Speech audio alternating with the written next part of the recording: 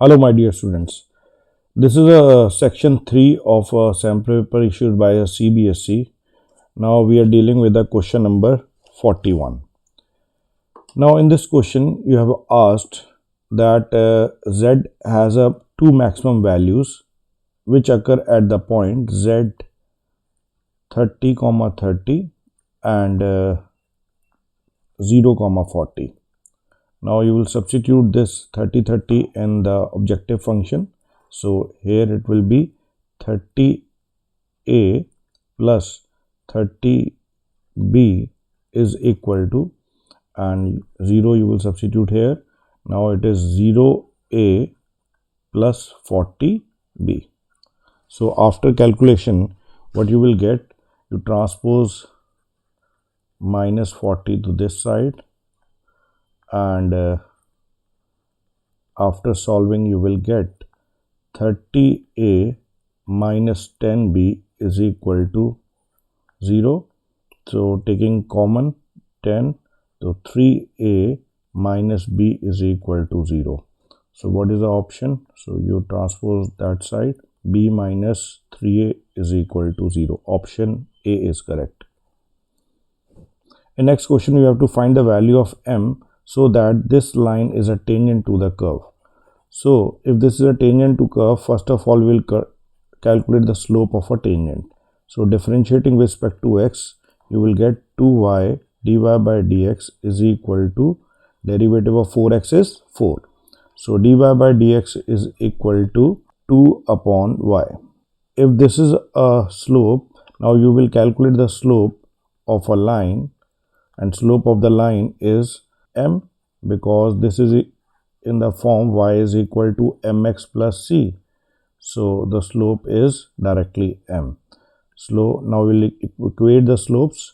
M is equal to 2 by y. So value of y is equal to 2 by m. Now you substitute the value of y in the equation of a curve. So 2 by m square is equal to 4x, and 4 by m square is equal to 4x. So after cancellation, the value of x is equal to 1 by m square. So point is 1 by m square comma 2 by m. Now this point P will lies on the tangent line. So we will substitute value of x and y in this equation. So y is equal to 2 by m, x is equal to 1 by m square. So after cancellation, 2 by m is equal to 1 by m plus 1. Now transpose this side. So 2 by m minus 1 by m is 1 by m is equal to 1. So value of m is equal to 1. So option B is correct. Now in this question you have to find the maximum value in the interval 0 to 1. So curve is given to you x minus 1 plus 1 whole cube root. So first of all we will find the derivative. So differentiating with respect to x, so 1 by 3 will come in front, and in power you will get minus 2 by 3, and derivative of this x square minus x plus 1 is, derivative is 2x minus 1. So 1 by 3, 2x minus 1, and this negative power will come in denominator. You will get x square minus x plus 1 whole raised power 2 by 3. Now in order to find the maximum value, first of all you will find the point where the tangent is parallel to x-axis. So at that point the maximum value occurs. So dy by dx is equal to 0. When you substitute this is equal to 0, you will get the value of x is 1 by 2, and this belongs to the interval 0 to 1. Now in fx you substitute x is equal to 0, so the value will be 1. Now after substituting x is equal to 1, the value of again 1 minus 1 is 0 plus 1 whole 1 by 3, again it is 1, and on substituting x is equal to 1 by 2 in the equation of curve, you will get, it will be 3 by 4 whole raised to power 1 by 3. So the maximum value is 1, and which occur at the point 0 and 1. So maximum value is 1. Now in next question, the linear programming problem, the constraint on decision variable are given to you. You have to see the where feasible region lies. So पहले हम क्या करेंगे कि इन जो constraints हैं उनको रफली check कर लेते हैं कि ये कहाँ पे लाई कर रहे हैं. सो पॉइंट्स आपके प्लॉट करेंगे x greater than equal to 0 और y greater than equal to 0, तो सीधे आपको फर्स्ट क्वाड्रेंट स्पेसिफाई कर रहे हैं. तो ये दो लाइंस देख लेते हैं कहाँ पे लाई कर रही हैं. सो x को 0 पुट करें, कॉरस्पॉन्डिंग y 0, तो ये 0 0 हो गया. y को आपने 1 पुट किया, x की वैल्यू 3 आ गई, तो ये रफली आप प्लॉट कर देंगे, ये लाइन बन जाएगी आपके पास. ठीक है, और x इज इक्वल टू 3, ये आपकी, ये भी वर्टिकल लाइन बन गई आपकी. अब ये रफली प्लॉट कर दिया हमने. अब इसमें ग्रेटर देन इक्वल टू 0, अगर हम 3 0 इसमें पुट करते हैं तो सेटिस्फाई करता है, इसकी शेडिंग इस तरफ होगी. और x इज इक्वल टू 3 अगर हम ये प्लॉट किया x लेस देन, तो इसकी शेडिंग इस तरफ होगी. x positive and y positive, तो region lies in the first quadrant, तो ये रीजन आ गया. तो आपके पास boundary region will lies in the first quadrant.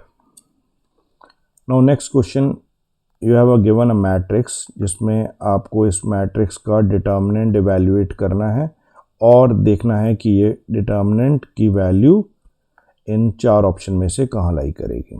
चलिए, तो डिटर्मिनेंट ए इवैल्यूएट कर लेते हैं. तो इसको पहले एक्सपैंड करेंगे. The value of determinant is equal to 2 plus 2 sine square alpha. अब यहाँ पे देखिए अल्फ़ा की वैल्यू 0 और 2 पाई के बीच में दे रखी है. अब इसके अंदर हमें पता है कि limiting value of sine is between -1 to 1. When you will square, then यहाँ पे 0 से ज़्यादा है तो it is greater than equal to 0 and it is less than equal to 1. You multiplying by 2 both side, 2 से मल्टीप्लाई करेंगे, यहाँ पे आपके पास साइन स्क्वायर अल्फ़ा आ गया और यहाँ पे 2 आ गया. Now adding 2 to each of the terms, तो इनइक्वालिटी में क्या ट्रांसफॉर्मेशन आएगा, यहाँ पे आ जाएगा 2 plus 2 is equal to 4. So 2 plus 2 sine square alpha, ये आपका डिटर्मिनेंट ए हो गया. तो determinant A lies between 2 to 4 close interval. So option D is correct. Now next question is based on a case study. First of all, read the question very carefully. आपको 10 में से 8 questions करने हैं, तो पहले आप केस स्टडी को ध्यान से पढ़िए, बिकॉज सारे के सारे क्वेश्चन इसी के ऊपर बेस्ड होंगे. सो क्वेश्चन में क्या लिखा है, the fuel cost per hour for running the train is proportional to the square of speed it generated in kilometer per our.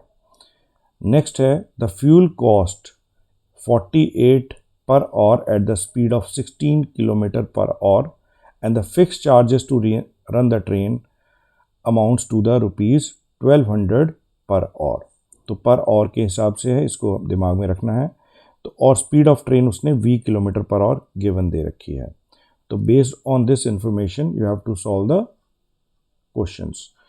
So given that fuel cost is per hour is k time square of a speed. तो fuel cost कितनी दे रखी है आपके पास, तो cost is k time the square of speed. Speed को उसने बोला था v, तो v स्क्वायर लिख लेंगे. अब यहाँ पे निकालना है वैल्यू ऑफ k. तो आपको क्या दे रखा था क्वेश्चन में, तो कॉस्ट कितनी दे रखी है per hour, that is fuel cost is 48 and the speed is 16 kilometre per our. तो v की वैल्यू 16 हो गई. तो अब इसे सिंप्लीफाई कर देते हैं. 48 इट इज़ 256. तो value of k is equal to 3/16. 16. So option D is correct. Now in next part, if the train has traveled a distance of 500 kilometre, then total cost function आपको specify करना है।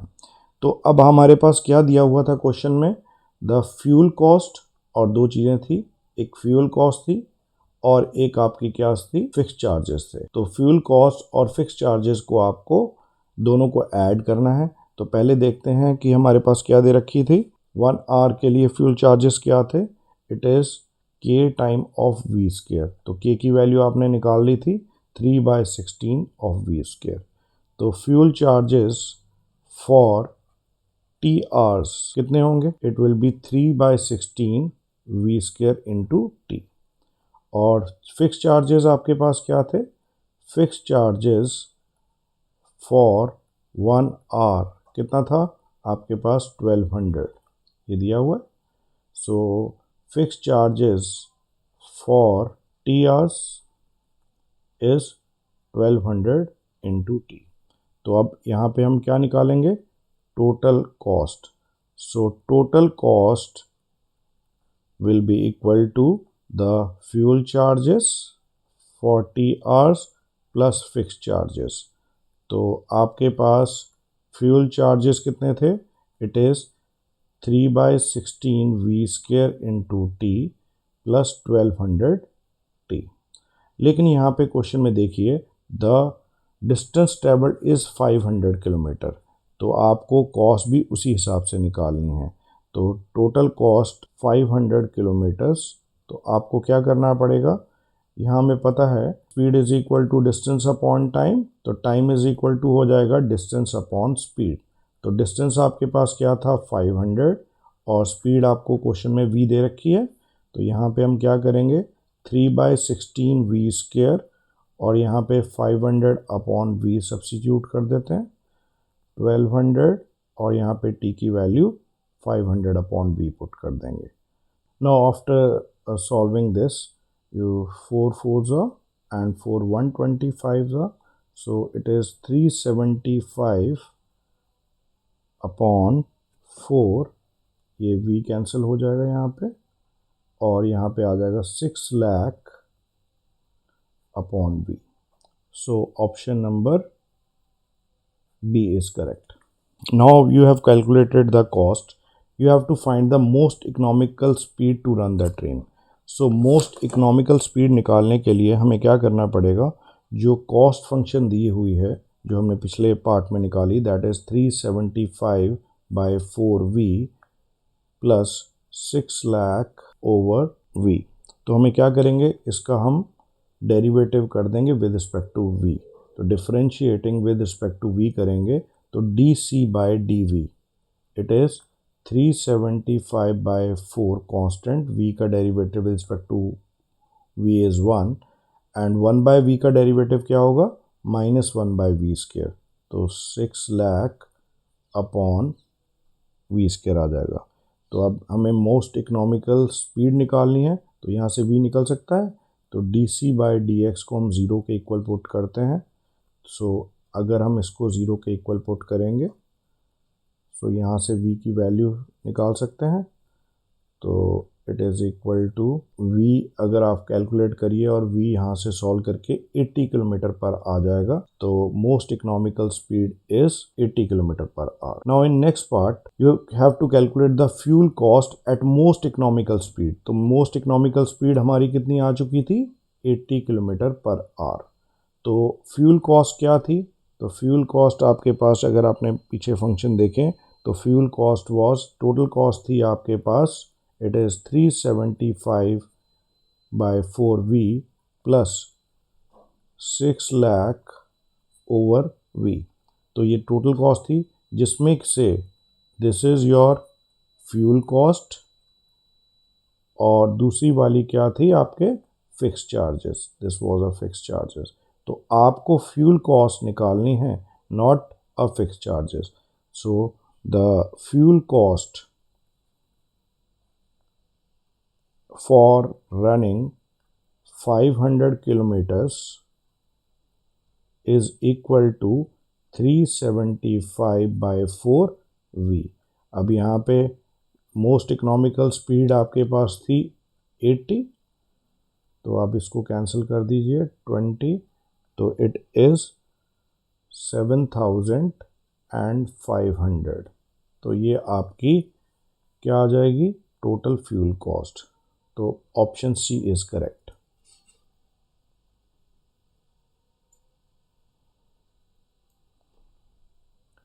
Now in next part you have to find the total cost for to travel 500 kilometre at most economical speed।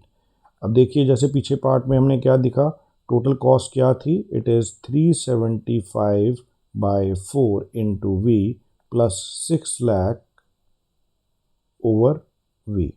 तो total cost आपने निकालनी है at most economical speed. तो most economical speed आपकी क्या आई थी, 80 किलोमीटर पर आवर। तो आपने यहाँ पे निकालना है total cost is given by, it is 375/4, V की वैल्यू आपने 80 निकाल ली है, over plus 6 lakh over V is 80। तो ये कैंसिल हो जाएगा आपका, इट इज़ इक्वल टू 7500। ये हमने ऑलरेडी फ्यूल कॉस्ट तो पिछले पार्ट में निकाल ही ली थी, it is 7500 plus 7500, then total cost will be equal to rupees 15,000. So total cost is 15,000. Option number D is correct.